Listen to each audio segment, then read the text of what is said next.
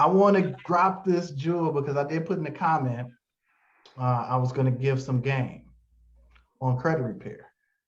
So I wrote this down real quick. It's off the top of my head. I made a post, I think yesterday, day before yesterday, about the secondary bureaus. Most people don't know they even exist. Anything outside of Equifax, TransUnion, Experian, right? But there's other bureaus that the bureaus have to get information from. So, for instance, if you're disputing Jack McLemore versus Joseph McLemore, there's a bureau that verifies identity. So if that bureau is frozen and TransUnion can't get that information from that bureau, then it's not verifiable. There's a bureau. If you had a repo,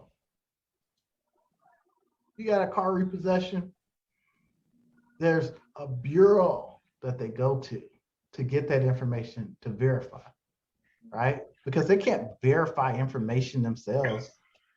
That'll be like, the NFL.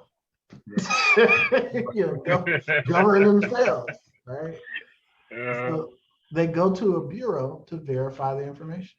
And if you can't verify the information, the item has to be removed. And it goes on and on. Foreclosures, medical, although medical that's a slam dunk, right? That's hip all day. But it's so many. The secondary bureaus is the key. All that information is in the book. How you should freeze it. What does that schedule look like? The whole shebang. The game, $97, and get your funding book. As a matter of fact, if you go in the next, we'll call it 48 hours, 24, get 48.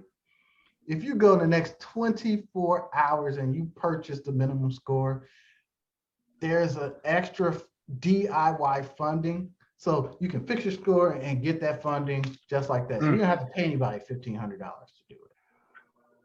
You can do it yourself. I'll give that to you for free if you email back, I'm in, after purchase. So we'll verify your purchase. We'll see that you're in, and then I'll add that book into your membership, and then I'll email you a copy.